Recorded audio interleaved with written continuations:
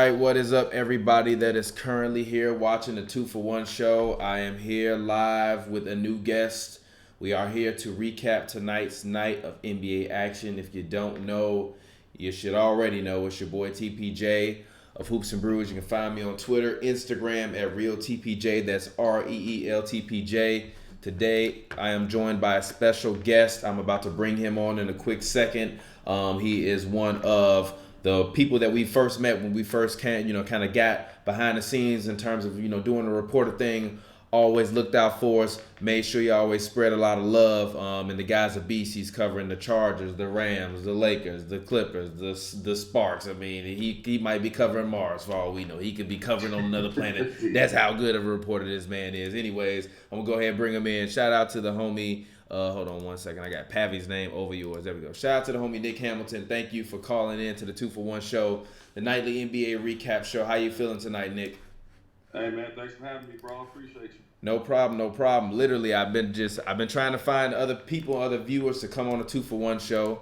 So obviously, Pavy, was on, but he's been tired because we've been ripping and running. We did a wedding this weekend. We shot Hoops and Brews today at like 12. Hoops and Brews went up, and then I've been doing this. And the fans. Shout out to all of you fans out there. I appreciate you. You guys have been making the 2-for-1 show a success. At first I just kind of did it on a whim, just kind of seeing how it was, and now it seems like it's pretty fun. I'm able to bring in the homies from all over the world at all different times. So shout out to Nick for coming through. Nick, how you feeling, man? How's life going? You enjoying this weather that we got in California?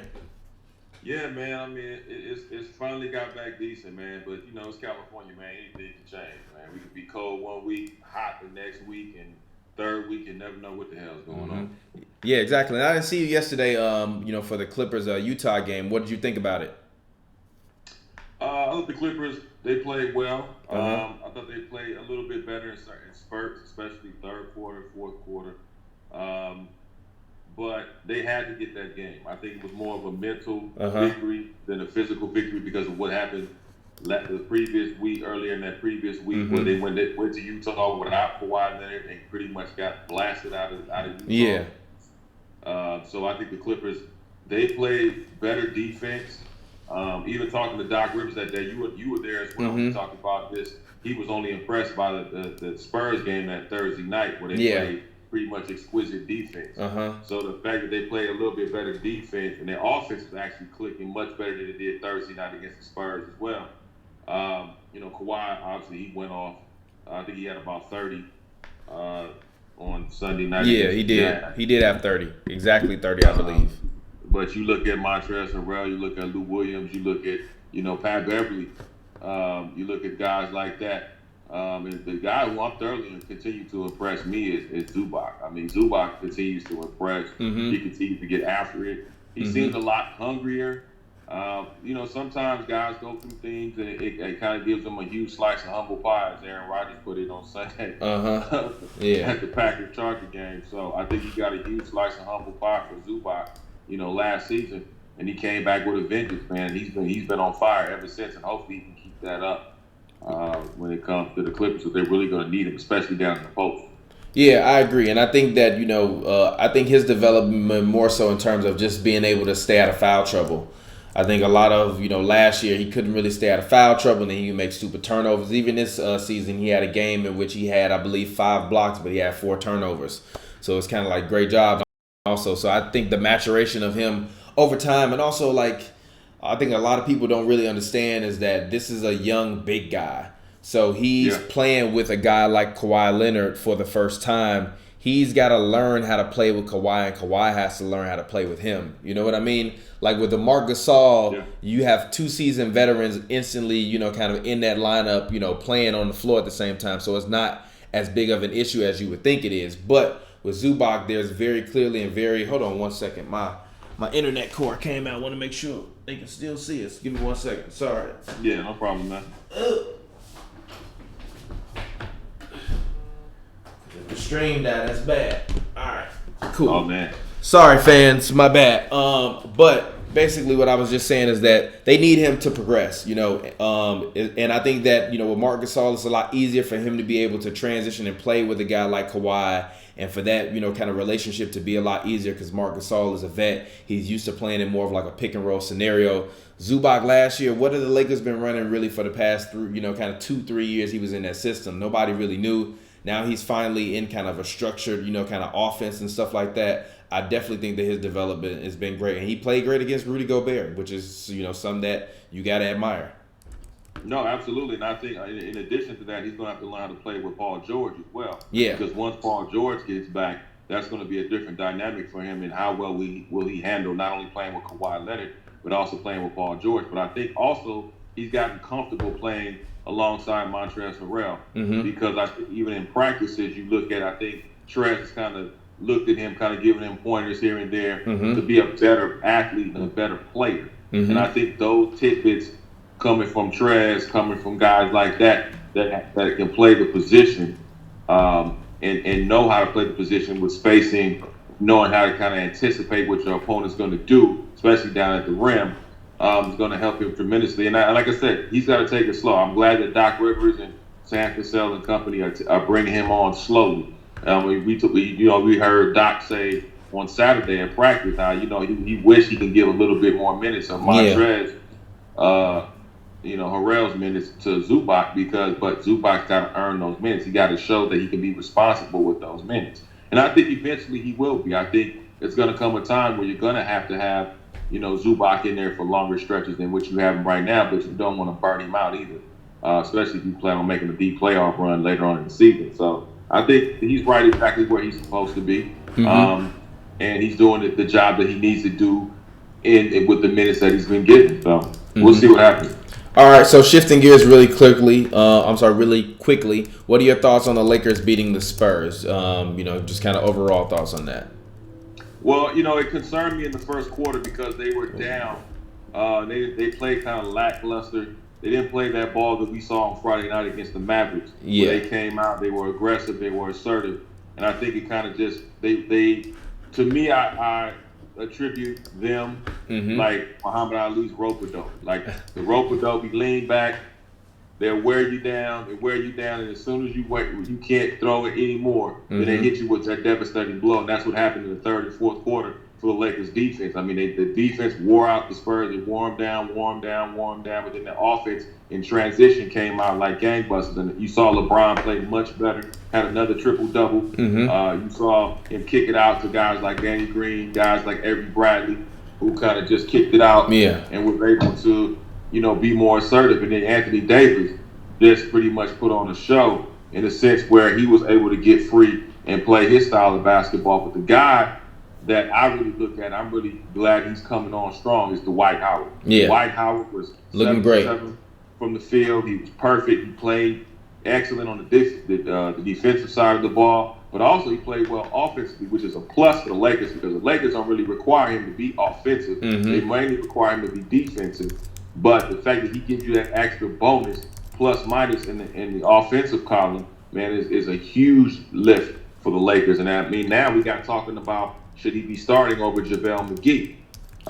We hadn't had that talk when he first signed with the Lakers, and a lot of people were like, "Oh man, Dwight Howard." A lot of people were down Dwight Howard. Yeah, one thing I will say is me and Pavy definitely foresaw that coming, just because of the fact that and I said it many a times, JaVale asthma is a problem in terms of his conditioning, and there's nothing bad about the man, but I mean his asthma is an issue when it comes to his conditioning. So even worrying about being able to play him heavy minutes in a playoff situation and things like that, it can be kind of tough. So I do think that Dwight is going to eventually quickly work his way into the starting lineup the same way Derrick Rose has worked his way into the Pistons starting lineup. You know what I mean? And I just think that that's kind of what that is, for that team. I think that the Lakers really needed a guy like Dwight to come through and really just kind of steady the ship for them in the paint, because AD doesn't want to play in the paint. He wants to play outside of the paint and really around the perimeter. So Dwight allows AD to just go and be, AD. That's also a thing Boogie allowed AD to do when they played together, which is kind of why they worked. He allowed AD to just kind of be AD.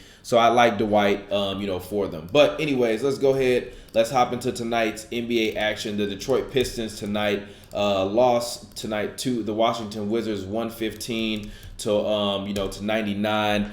Derrick Rose didn't play tonight. Isaiah Thomas actually got his first NBA start in about 2 years since he was with the Los Angeles Lakers. More so than the game, obviously. Just kind of some quick highlights about the game.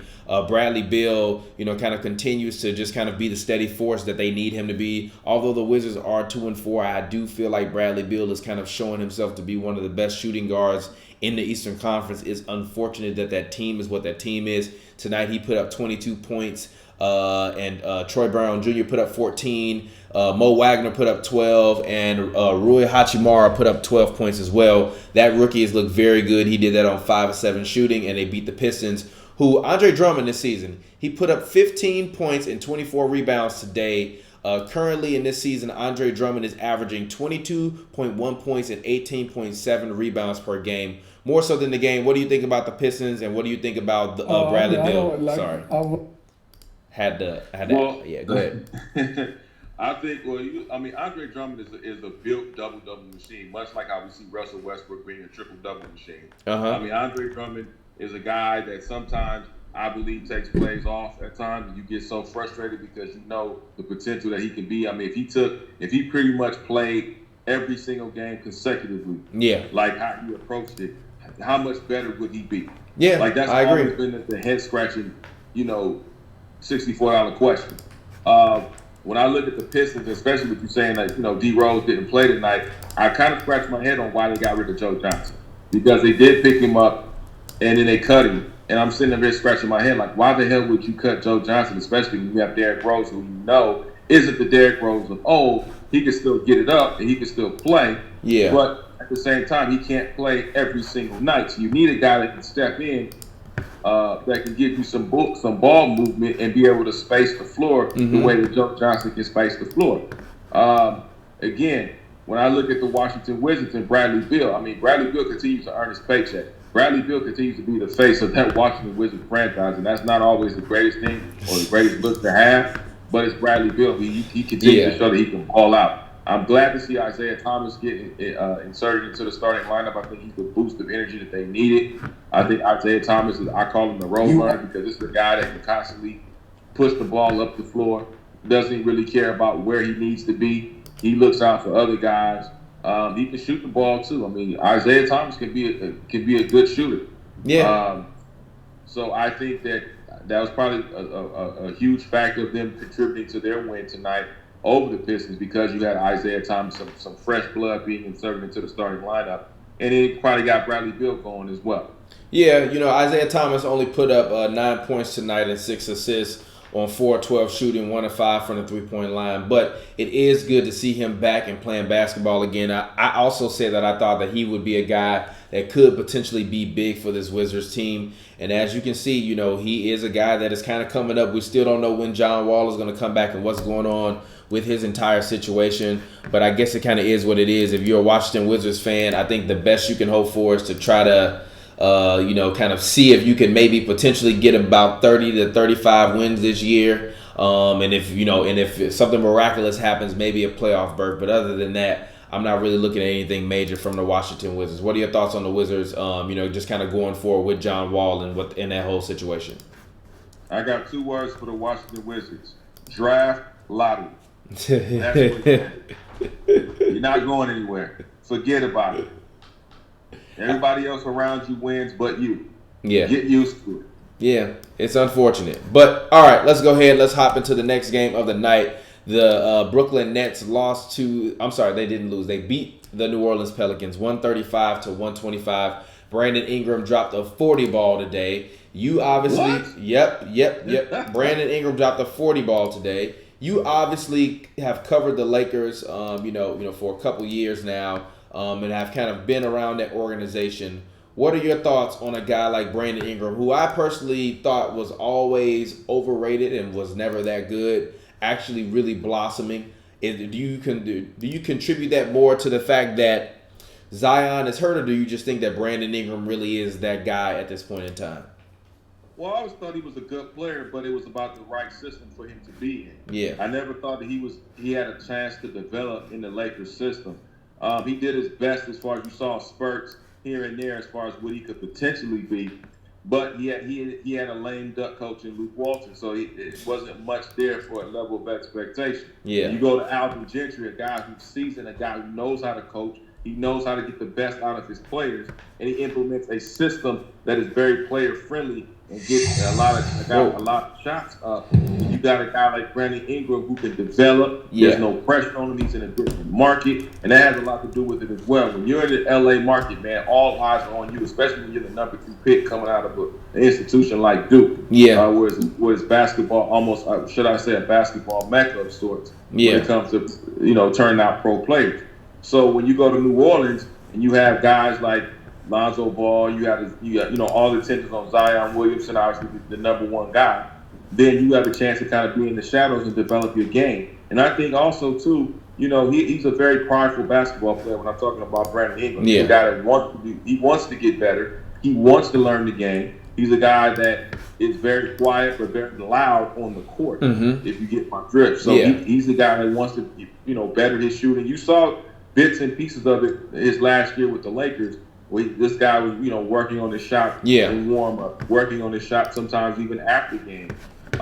This is a guy who's really dedicated to the game of basketball. I'm just happy to see that he's getting a chance with a real coach like Alvin Gentry, with an organization that kind of, is believing in him, standing behind him, and giving him every opportunity to succeed. So I'm not really surprised, that he dropped 40. Tonight, you're going to have moments where he's going to drop 20, he's going to drop 30.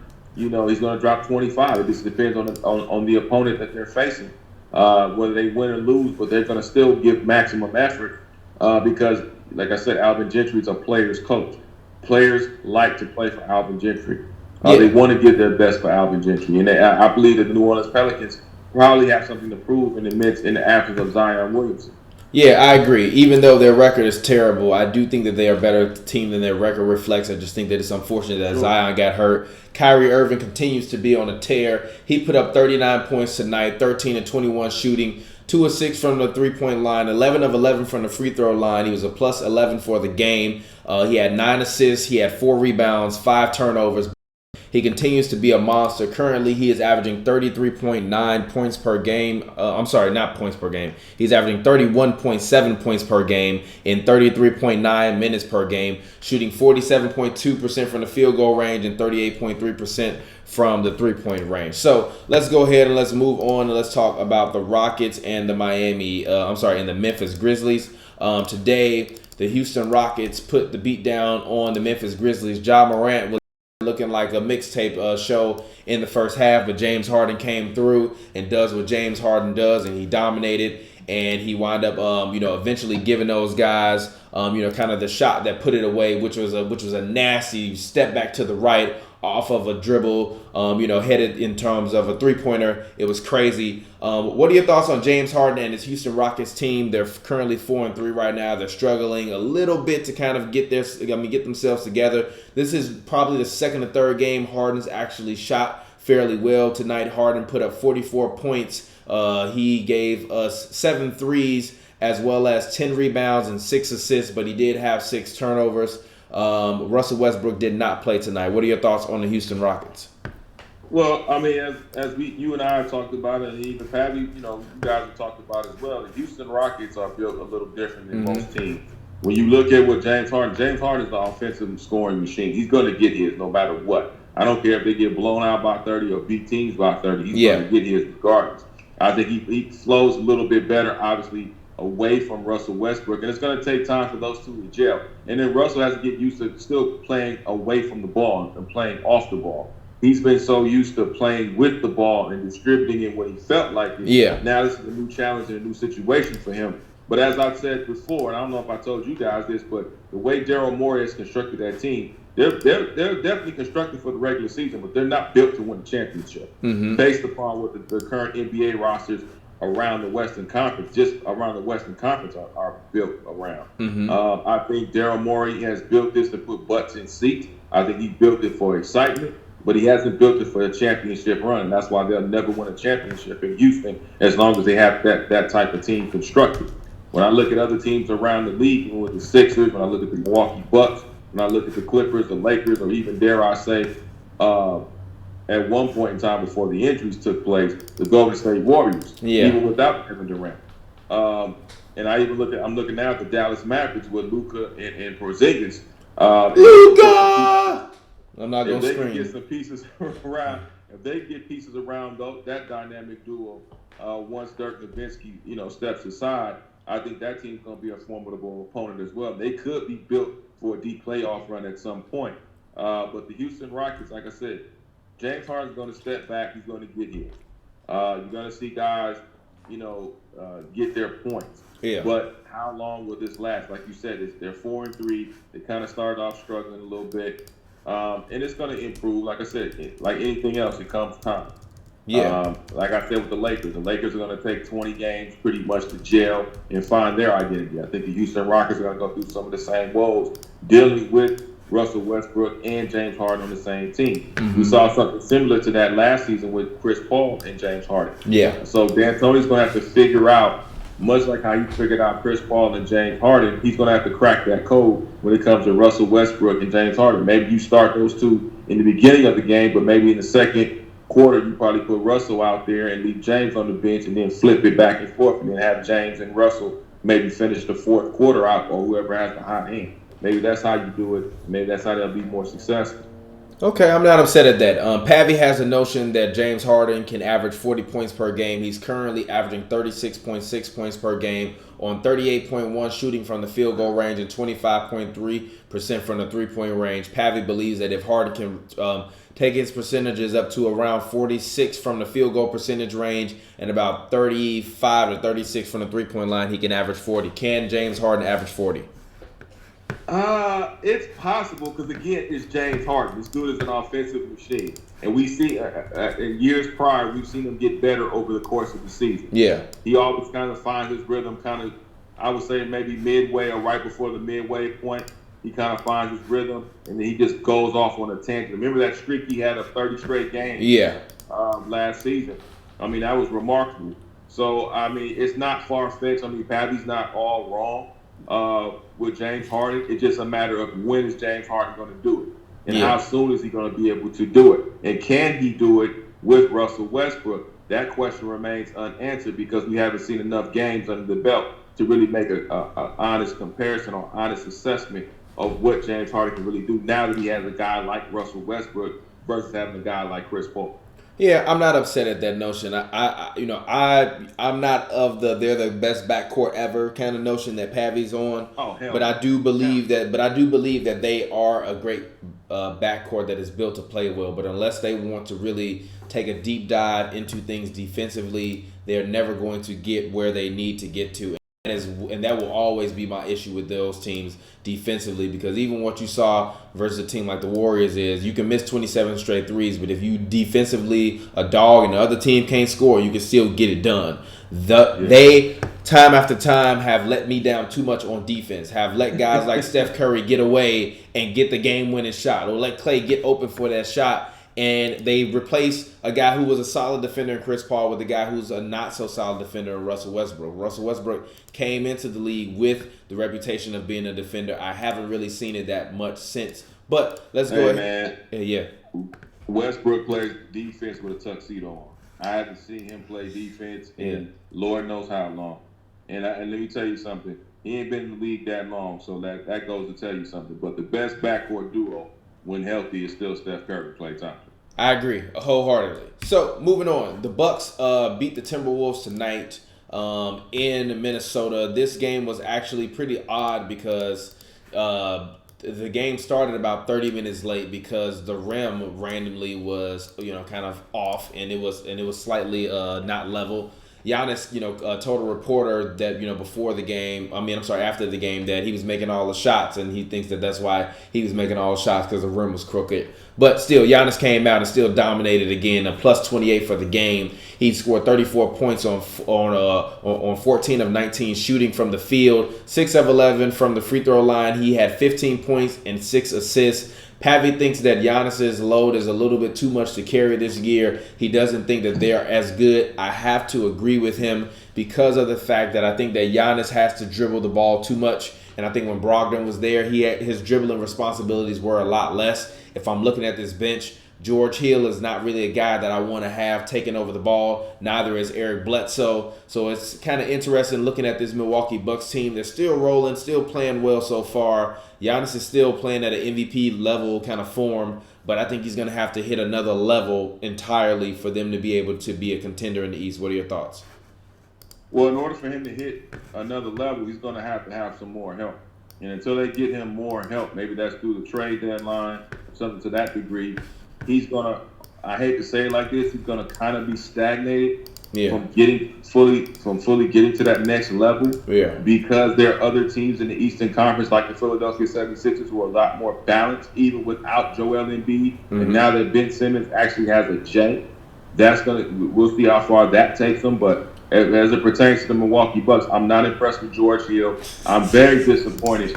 Come on, man. We can find somebody. There's guys that belong in the NBA don't even have a roster home. Jamal Crawford could help the Milwaukee Bucks. Could he really though? Possibly help the Milwaukee Bucks. Could they really though? That's an honest question.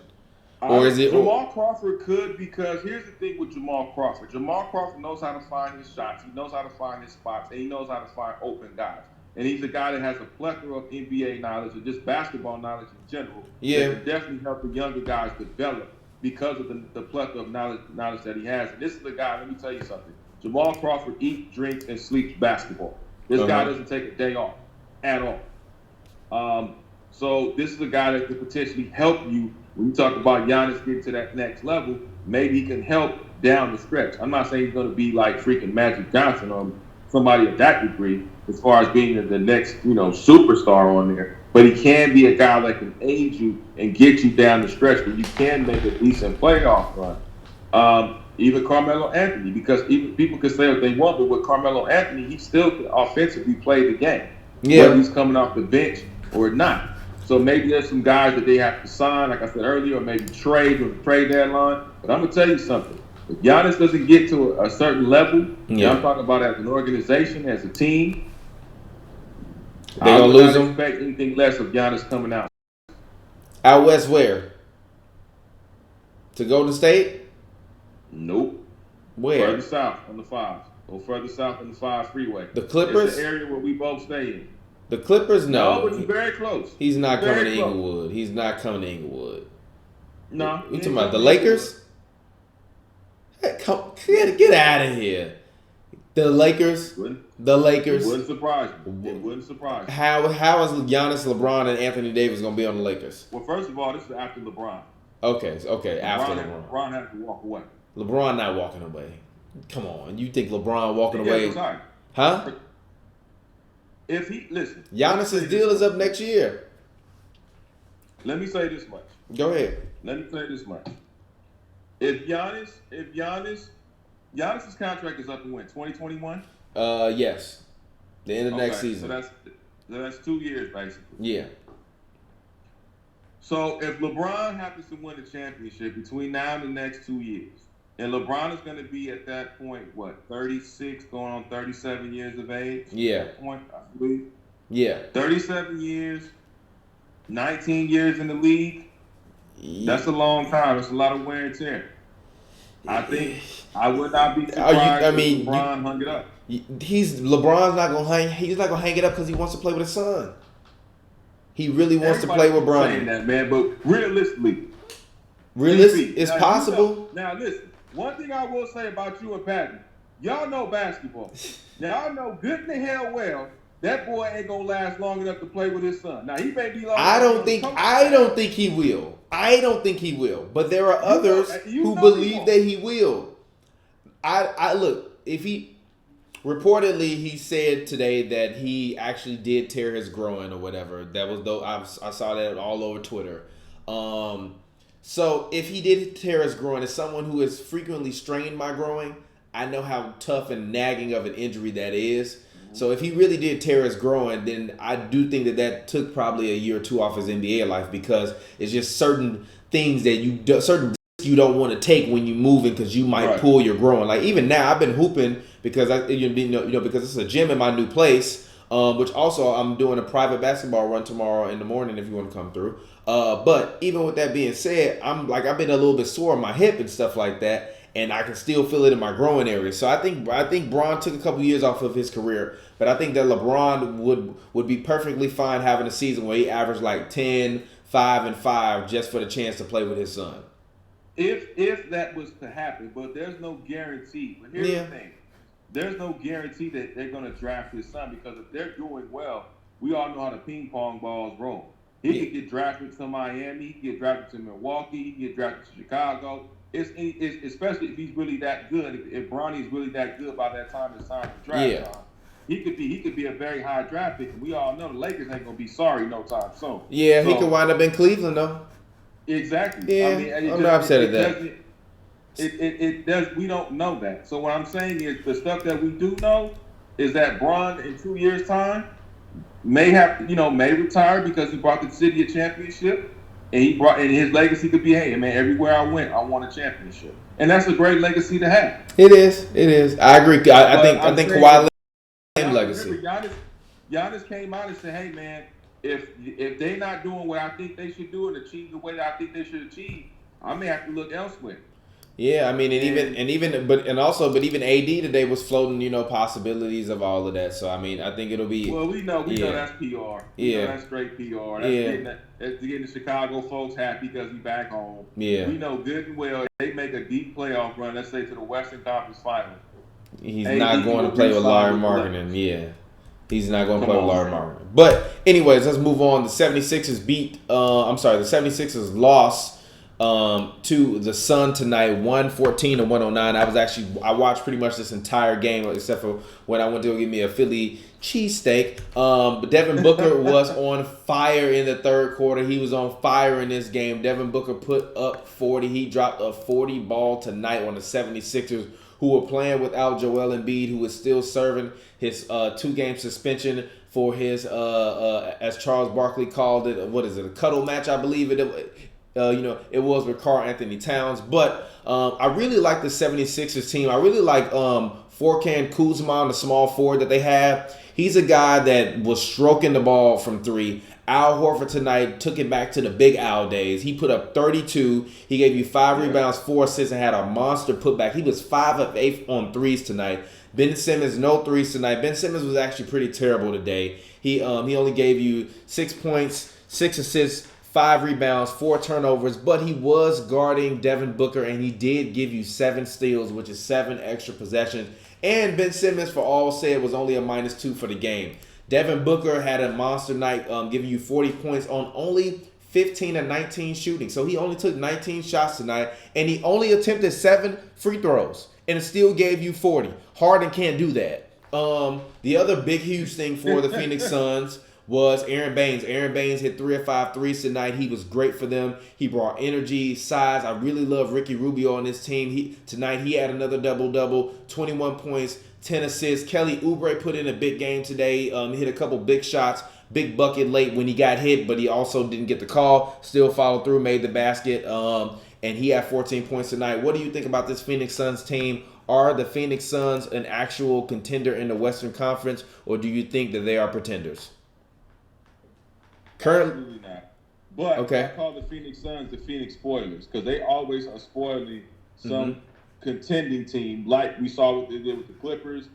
We saw what they've done tonight against the Philadelphia 76ers. Yeah. I mean, they've been spoilers all year thus far. And I'm telling you, man, this is a scary team. If they can figure it out, I think they're one player away. And we have to see what happens when DeAndre Ayton returns because he's currently serving a 25-game suspension. Now, I love DeAndre. I actually think they play better without him.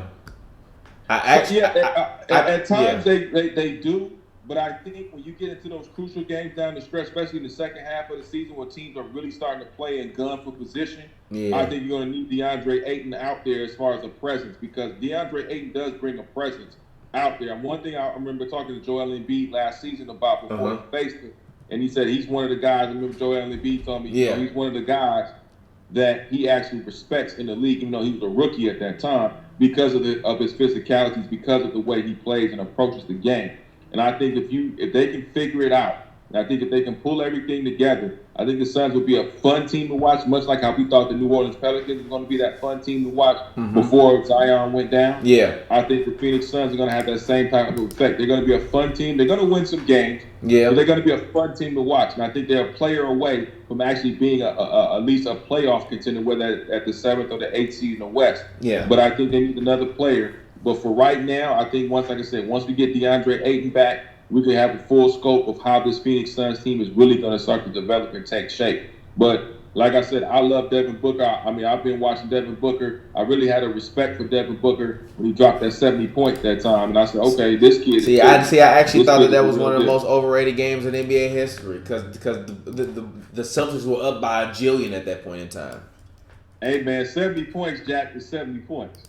Some cats can't even score 70 points on NBA 2K. Yeah. So 70 points is 70 points, Jack. Let's not shortchange the man for dropping 70. Because remember, Kobe's 81. Kobe had to fight the Lakers, from coming back when they were trailing pretty much majority of the game against the Raptors. Yeah. So, I say, hey, man, we respect Kobe's 81, then we got to respect Devin's 70. I'm not upset at that. So, in terms of Devin Booker being the truth this year, do you think that Devin Booker is going to be the truth this year and wind up becoming number one and all-star, but also kind of really establishing himself? Because me and Pavy have been talking about Devin Booker for a while. Pavy thinks that he's like a top 5, potential shooting guard. I saw that in him, but I thought that he needed to elevate his game one more position. I feel like this year I'm finally seeing it, and what I'm seeing from him is that it's not always about him taking the ball in the moment. Sometimes I'll see him walk up the court and just hand the ball to Ricky Rubio and say, run the play. And before, although I don't think that they had the players around him to do that, I still wanted to see him make that step once he actually did get the players. Now that he actually does have the players, I'm very, very impressed by what he's been doing, and I think that he has a bright future ahead of him. And I think that he will be an all-star this year with no Steph Curry, with no Klay Thompson. What do you think? Absolutely, and the thing about Devin Booker, he's played a lot more patient. He's very patient with the ball. He's more assertive. His court vision has improved as far as, like you said, him finding Ricky Rubio and just handing the ball off and getting into position, being able to get around certain screens much better than he did in the last couple of years, if you've noticed. So I think Devin Booker is definitely starting to take his game to another level. I think he's been a lot more consistent, and I think that's been one of his Achilles' heels, is this level of consistency when it comes to his approach to the game, whether offensively or even defensively. So I think we've seen a change, an elevated change in that. And having Monty Williams as the coach, man, doesn't hurt anyway. Yeah, exactly. Monty, everything Monty, touches turns to gold. R.I.P. to his beautiful wife, and he's to see him come back and rebound from all of that has been amazing. Kind of within itself, and that's inspiring from a life perspective. But to see that he can still inspire his team and the guys. One thing you can never question about him is if his guys actually do want to go out there and play for him. They always want to play for him. They play with heart for him. You saw it, pretty much everywhere he's gone. He might not necessarily have won championships or anything like that, but his guys always love him and play for him. But let's go ahead. Let's hop into the last game of the night before we get ready to get out of here. The Golden State Warriors surprisingly beat the Portland Trailblazers 127-118 tonight. Eric Paschall, it was his birthday tonight. He put up 34 points on 11 of 19 shooting. He was a beast. He was 4 of 6 from the three-point line, 8 of 8 from the free throw line. He also put up 13 rebounds. Played very, very good. This is a guy for the Warriors where he's another kind of, late round find. I believe he was a 39th pick. I believe that's what he was. I believe it was the 39th pick by the Warriors. Yeah, I think you're right. In the draft this year. Oh, I'm sorry. He was the 41st pick by the Warriors in the second round of the draft this year. I knew he was came out, played very well. He had, his game tonight was better than any game I've seen from Draymond Green all season long. Draymond Green has been terrible. I think Draymond Green is getting exposed. I don't know if you've seen the latest episode of Hoops and Brews, but I said I think Draymond Green is proving to me that he is not a Hall of Famer, despite the fact that he was a part of championship teams. He doesn't have 5,000 points. He doesn't have 3,000 assists. He doesn't have 5,000 rebounds. Think about that. I think here's the doesn't thing, even have right? 1,000 steals yet. First of all, I gotta correct you on something, TP. Go ahead. There was once the Golden State Warriors. There were the Santa Cruz Warriors that played the Portland Trailblazers tonight. That's who played the Portland Trailblazers. Yeah. All right, the Trailblazers would be ashamed of their damn self. Yeah. You let the Santa Cruz Warriors beat you when you are a much better team. Careless errors, man. Careless errors on the part of the Portland Trailblazers, which cost them. And I think they probably overlooked the Warriors as well, because when you look at the lineup, I mean, hey, when you look at that lineup, it's real easy to overlook. Oh man, we'll watch these dudes. And these dudes will come out fighting because they're scrappy. They have a lot. These guys have a lot to prove. Outside of Willie Cauley-Stein, these guys have a lot to prove. Yep. And so they're trying to make sure they stay on a roster. Yeah. And they make sure they earn their money. So sometimes, man, these trap games like this, when you play the Santa Cruz Warriors, they can beat you at any given moment. But when you talk about Draymond Green, again, it goes back to a system. When you have a system in place with Steph Curry, Klay Thompson, Kevon Looney, and those guys, when they're healthy, that's when Draymond flourishes. When you lift that blanket away from Draymond, it gets cold. Mm-hmm. So guess what? Now, like you said, he gets exposed. But I don't think it's so much him getting exposed. I think it's his fact of his level of comfortability when it comes to dealing with new guys on the floor. I think it's the fact that, hey man, I don't have my guys that I need to make a significant impact. Much like how we saw Horace Grant with the Chicago Bulls. When you had Jordan and Pippen out there, and those guys, even Bill Cartwright and John Paxson, you saw the development of Horace Grant before he went to Orlando. But when you did have those guys, two of those guys out there, you saw Horace Grant when he went to Orlando. What happened? He wasn't the Horace Grant that we saw in Chicago. Yeah. Different system, different set of players. Not that he wasn't good anymore, not he wasn't good, but the fact that he was just a different player that we. Yeah. Hello? Nick?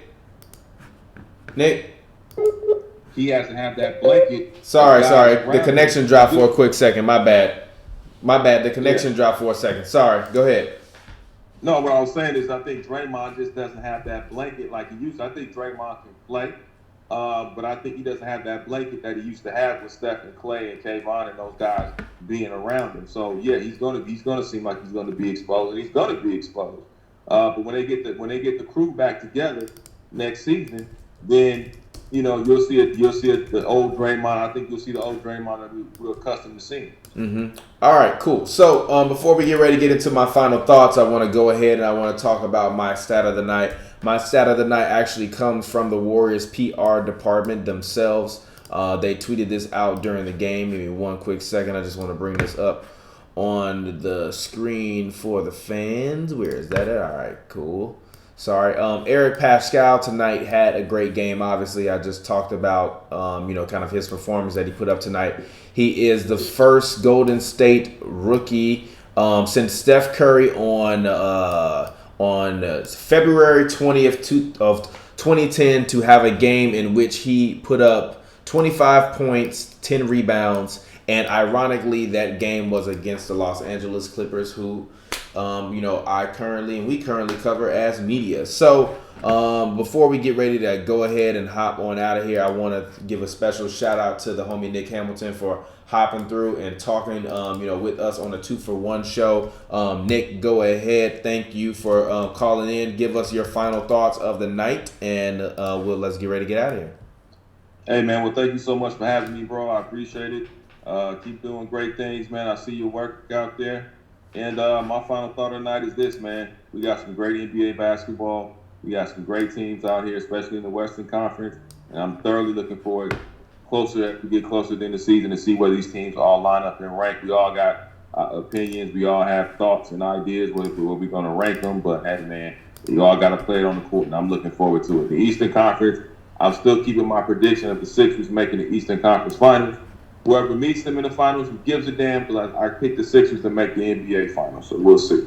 All righty, cool. So, anyways, as always on the 2-for-1 show, thank you for watching. I appreciate it. As you have me, and you have a guest. You got 2 for 1. Shout out to Nick Hamilton for coming through. I appreciate him for joining me tonight. As always, make sure you subscribe and you like this video. If you're watching this live right now, drop a like on this video right now. If you're watching this live, go down right now below, drop a like, as well as make sure you subscribe. Send a video to a friend. Also, if you can see it above my head right now, subscribe to our Patreon, patreon.com/HB. That's where you helping us becoming a patron. What it does is it allows us to continue to bring you more awesome content. It allows us to get better cameras, better equipment. You can come, hang out, watch a game with me and Pavy. Tickets on us. We'll take you to a Clippers game. You can watch Kawhi, the Terminator, do what the Terminator does. Anyways, it's been a 2 for 1 show. Thank you, Nick Hamilton. I appreciate you for joining me tonight. I will get up with you later.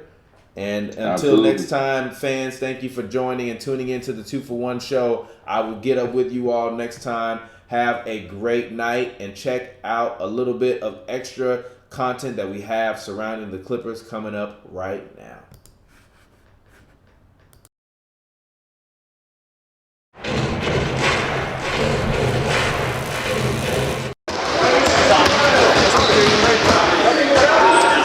Well, thank you. How you doing, Coach?